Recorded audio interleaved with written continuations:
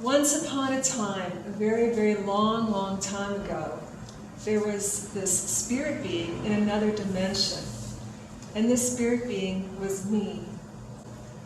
There was actually two parts to this spirit being, and there was a combination where her other half was a beloved soulmate, a male, and these two are soulmates.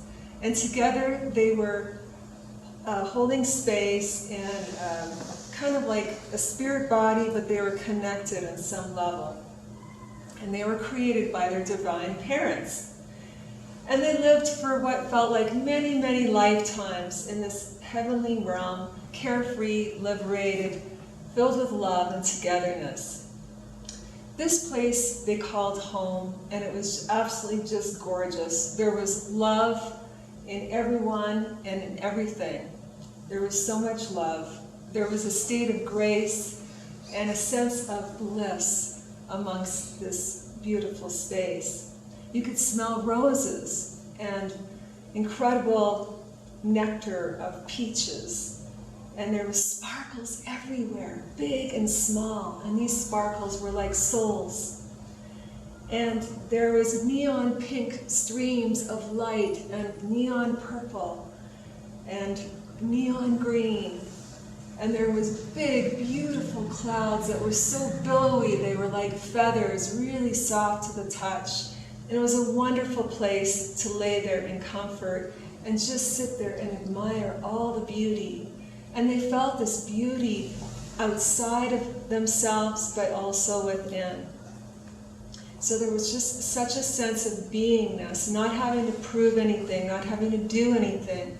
It was very, very relaxing. It was a wonderful place. And when you looked up into the sky, you could see this universal kaleidoscope filled with radiant colors and silver, gold, and there was pastels, and there was geometric shapes. It was absolutely magnificent. There was piercing light all over, very bright, bright white light. There was also this sense of beauty and love and light and life. And this quality was the goddess, the divine feminine. And she was very quiet. She was a kind of being where you connected to her through radiance. So this whole energy of life was the divine feminine. So together, this yin and yang soulmates, they connected. They were like Siamese twins. They were fully connected. They laughed together. They played. They danced. They experienced things so deeply, and this was their sacred home of love, peace, and togetherness. But one day, God came up to them and said, I'd like to have a very important meeting with you. And so they came up, and they were very eager to hear what God had to say. And God says, well, you've been experiencing this, which has been like lifetimes, this incredible experience. And I'd like to ask if you'd be open to an experiment. And they said, of course, whatever would please you, because you're my creator and I want to make you happy. And so God says, I would like for you to experiment and experience what it would be like to be split apart. Split apart. Split apart. What would that be like? They were quite excited about it. They didn't really know what it meant. But God separated them. They were no longer Siamese twins. And they at first was excited, but then it became okay, and then it became quite sad, and they started to have reincarnations of many lifetimes, and for the longest time, they had this silver cord connection, and with the silver cord, they could connect through prayer, meditation, life force energy, and also telepathy. So they were very excited for many lifetimes to have this connection. But one day, they both, and they often went through the same thing at the same time, they both felt incredibly sad, just such sadness. And in that sadness, they consciously disconnected from one another. They could no longer feel this yearning, this deep, deep yearning. So they went through more lifetimes, going into lower and lower states of consciousness. for a wild experiment, because this is what God wanted. And they spent many lifetimes apart, and one day she was very, very sad, and she cried bitterly to God, and she says, I cannot take it anymore. I really, really, really want my soulmate. And God answered her prayers and said, if you want to meet with your beloved, you need to go into 3D. And she goes, okay, I'll do that. So she went from the 5th dimension to the 4th dimension, and she went into the 3rd dimension, the 3rd dimension of a heavenly plane. And she was very nervous about it. She would never, ever be allow herself to go into a world like that, because it was just way too much duality and a very, very difficult place of denseness, very dense. It was not something that she was comfortable with, but she would do that for her beloved. So finally she reincarnated into the earthly realm. And in this earthly realm, she was very excited to find her soulmate. She knew that he was on this planet, and she just needed to find him. But each reincarnation, they would look different, and they would be different genders and in different realms of different expressions of consciousness. And so I'm just sharing this story in this way because I'm female in this lifetime, and my beloved is a male. But we went through different cycles. So genders really wasn't that important. It's what we felt on the inside, this deep, deep soulmate energy from many, many past lives. And so she dated a lot of guys. She just had to find her soulmate. She kissed a few frogs, and she was really waiting for her Prince Charming. And she just met some really beautiful people on the outside, and even some beautiful people on the inside, but they were just not her soulmate. And she just wanted her soulmate in this lifetime. So, with that being said, she just couldn't find him. So she wept and fell to her knees, and she dropped and she said, I cannot take it anymore, God. I came all the way to this world. I've dated a lot of guys, and I don't know who he is or where to find him.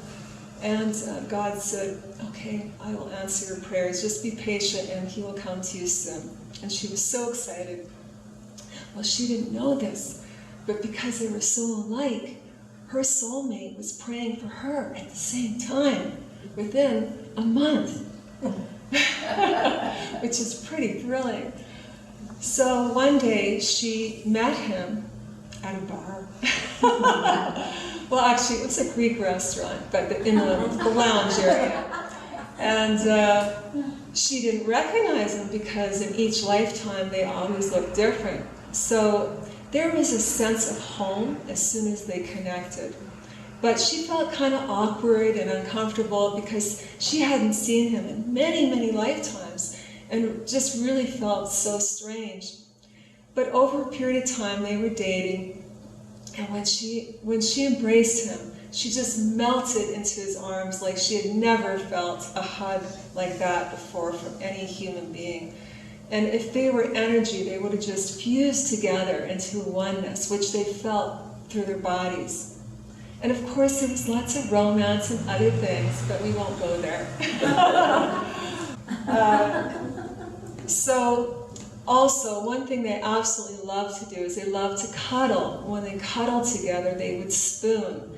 And when they would spoon together, it really felt like they would emit a transformational auric field that was super enchanting. It was very healing. And in a way, they actually felt like they had created a cocoon of heaven together while they would cuddle. And so in the very beginning, she was very resistant to him to be a boyfriend. And he says, as long as I could cuddle with you, that's all that counts. That's all that matters. And so she did that. She would cuddle him. It took them a whole year before they had their first kiss. It was very exciting. Anyway, eventually, the honeymoon was over, and they began to argue. And they argued about so many things, but they discovered they had a lot of wounds from their early childhood and also previous lifetimes. Their buttons would get triggered so quickly, so easily, but they could never break up. because their love for one another was so immense. One of the challenges they faced was they were just total polar opposites. She was a warm-hearted, free spirit that was like a flowing river, where he was like a solid riverbank that was dependable, reliable, and also practical. They were like magnets attracting one another, but so different. Over the time, they began to resolve their conflicts incrementally, and they needed to talk out their differences and learn from one another. They had this problem that their ego had to be right, but their soul, or their higher self, wanted to just love and accept each other. So they really struggled between their soul and their ego. Finally, they realized, after many ups and downs, that they needed to forgive each other for being so different. And that actually they were teaching each other many things. So when she realized that she just needed to surrender to his wisdom because he was a master of the material world, that she would learn to love her inner masculine better. And when he learned to surrender to her feminine wisdom more, he was able to learn to love and embody his inner feminine more. So there was so much teachings that they learned from one another. But after 28 years together, which seemed like a very short time because of knowing each other for lifetimes, but very long in this human world, she realized that there was so much to learn and that she just needed to surrender. She realized that he was a reflection of herself, and together they were part of each other, because originally they were Siamese twins. So after fumbling towards ecstasy, they finally found that sweet spot between the yin and yang, and never to take each other for granted. They realized that everything is for love. In the end, she learned that life is all about love, and it's about spiraling duality within and without, as it's an expression of harmony, as we are an aspect of one another, and together we are all part of the one.